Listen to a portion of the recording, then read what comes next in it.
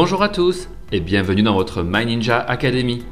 Aujourd'hui, nous allons passer en revue Kurama et le monde mental des bijoux. Si vous souhaitez en voir plus sur notre Naruto sur notre chaîne, laissez vos pouces en l'air et abonnez-vous pour rejoindre notre Ninja Academy. Cela fait déjà un certain temps que l'épisode malheureusement célèbre de la mort de Kurama a été diffusé sur nos écrans et a révélé dans les pages du manga. En effet, la perte d'un personnage aussi important au cours des centaines d'épisodes de l'œuvre de Naruto a été énorme. Non seulement pour nous les fans, qui forcément avons développé un lien profond avec le défunt à 9 queues, mais aussi pour les personnages de l'œuvre, notamment Naruto Uzumaki lui-même, qui a assisté et suivi la mort et l'adieu de Kurama, avec des flashbacks de souvenirs passés et des dialogues très douloureux. Ce ne fut pas un adieu facile, ni une situation acceptée par l'Hokage.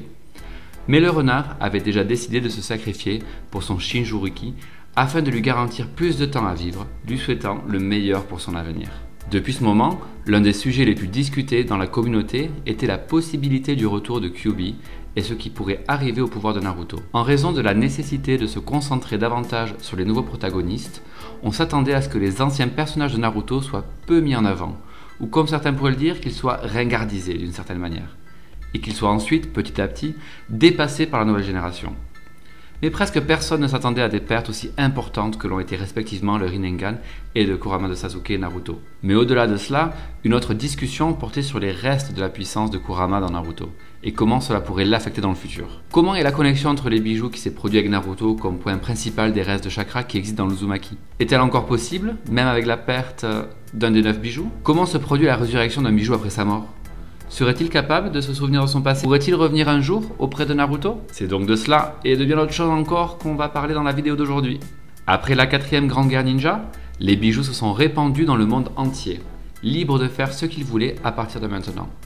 Cependant, Gyuki et Kurama ont décidé de rester avec Bee et Naruto en raison de leur lien étroit et dur. Même si tous les bijoux sont séparés, Naruto a gardé les fragments de leur chakra avec lui et est toujours capable d'y accéder à distance, ce qui lui permet d'emprunter certains de leurs pouvoirs, comme nous l'avons vu dans l'anime pendant le 4e grande guerre ninja. On voit qu'il a agi en quelque sorte comme un Jinchuriki pendant une courte période, bien qu'il n'ait aucun saut ou obstacle. Bien que Naruto puisse emprunter une partie du chakra partagé, ce qui lui permet non seulement de communiquer avec les bijoux, mais aussi d'utiliser leurs capacités uniques pour créer diverses techniques puissantes, cela ne signifie pas qu'il puisse en user et en abuser. Après tout, il s'agissait d'une portion infime de puissance que l'on ne peut même pas représenter en pourcentage. Disons au maximum qu'environ 3% étaient partagés par chaque bijou. Mais malgré cette faible quantité de chakra, l'Uzumaki s'est montré capable d'accéder au style de magnétisme du Shukaku, ainsi qu'à sa formule secrète de son naturel maudit et à la capacité de manifester et de contrôler le sable, au style de feu bleu de Matatabi, au style d'eau d'Izobu, au style de fusion de Son Goku, et aussi d'ébullition de Kokuo, aux capacités caustiques aussi de Saiken et à la création d'encre de Gyuki. Avec l'aide des clones d'ombre, Naruto pourrait même utiliser toutes ces techniques en même temps. En réalité, comme nous l'avons vu, Naruto possède en lui une petite partie du chakra de toutes les bêtes à queue. Mais cette caractéristique ne fonctionne que comme une sorte de pont de connexion entre elles, leur permettant de partager une certaine puissance et d'interagir les unes avec les autres dans le subconscient de Naruto qui est le point de rencontre. Une capacité innée possédée par toutes les bêtes à queue et la capacité de communiquer entre elles à travers le monde mental. C'est une sorte de plaine plus profonde de l'esprit subconscient. Il est intéressant de noter que cet endroit apparaît non seulement au cours des conversations entre eux, mais aussi lorsque les bijoux interagissent avec leur Shinjuruki et même dans certaines situations où les personnages se voient à l'intérieur du subconscient d'un autre. Le monde mental peut varier considérablement en ce qui concerne l'apparence des personnes et des situations, et nous l'avons vu plusieurs fois au cours de l'anime.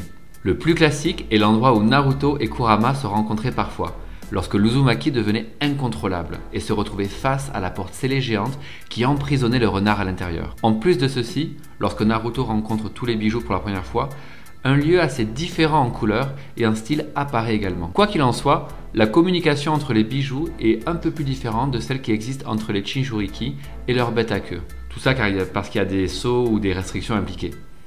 Et elle est accessible à tous les bijoux et leurs Shinjuriki respectifs. Cependant, pour y accéder, il est nécessaire que le Shinjuriki et sa bête soient totalement interconnectés.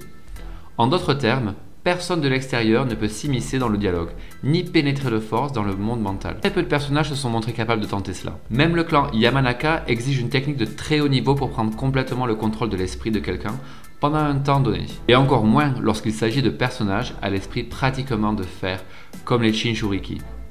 Et avouons-le, rares sont ceux qui auraient le courage de pénétrer dans l'esprit de quelqu'un et d'affronter une bête géante qui peut vous tuer à tout moment. Parmi les personnages qui, grâce au chakra de Naruto, ont pu voir et sentir le renard en lui, peu, comme Sasuke, sont restés calmes. La plupart d'entre eux sont morts de peur et sont effrayés par la quantité de puissance et de chakra imprégnés. Bref, revenons à la question du monde mental.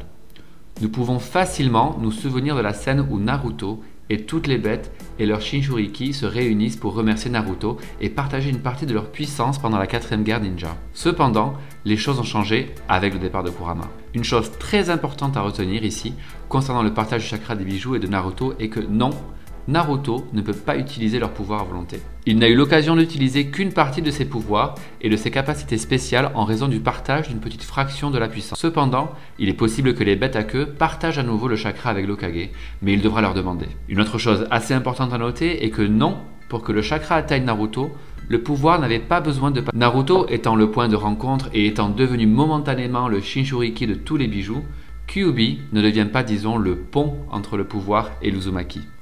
Cela étant, nous pouvons supposer que oui, même sans Kurama, Naruto peut toujours recevoir le chakra des autres bijoux grâce à sa connexion avec eux. Il est difficile d'imaginer que les scénaristes veuillent retirer ce point au personnage actuellement, puisque nous nous dirigeons de plus en plus vers une époque où la nouvelle génération surpassera l'ancienne dans tous les aspects.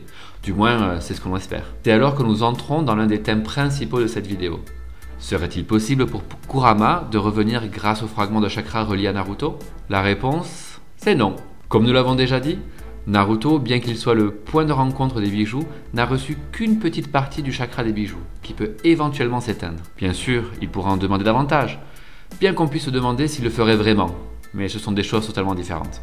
La vérité est que Kyuubi, notre cher Kurama, est vraiment parti. Il est impossible de le nier. La recherche d'une résurrection ne pourra que nous mener sur deux chemins plus douloureux et inévitables. Le premier cas, que nous avons vu, de la mort d'un bijou et de son retour plus tard, étant quand Isobu, qui a utilisé comme Shinchuriki Rin, est mort et est revenu avec ses tonnes de chakra. En effet, les bêtes à queue étant constituées uniquement de chakra, elles peuvent renaître, mais probablement sans leurs souvenirs précédents et en tant que créatures complètement nouvelles. Le fait est que malheureusement, le destin de Kurama ne sera pas le même.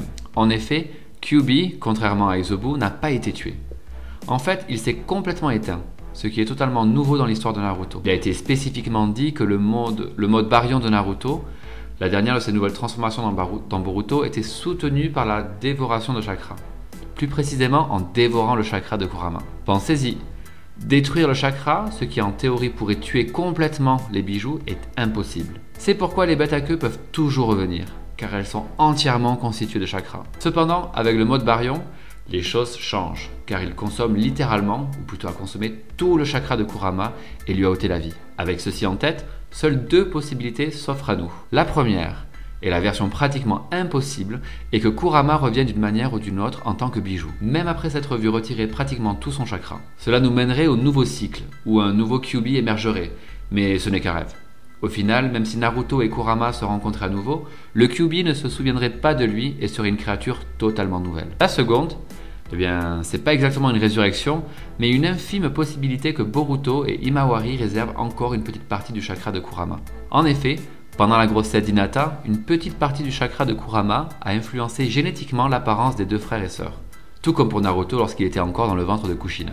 Bien sûr, cette portion de chakra est loin d'être suffisante pour le faire revivre. Donc le plus que l'on puisse imaginer ici, c'est que même sans avoir Kurama dans les parages, avec cette petite portion de chakra de Kurama à l'intérieur des deux, il est toujours possible de l'avoir dans le futur.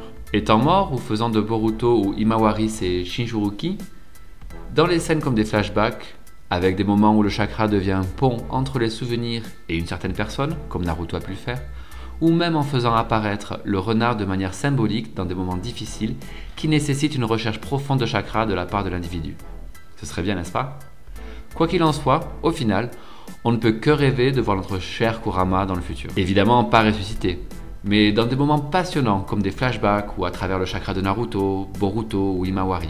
Au final, même si on ne le revoit jamais, Kyuubi restera jamais gravé dans nos cœurs. Commentez ci-dessous ce que vous en pensez. Pensez-vous que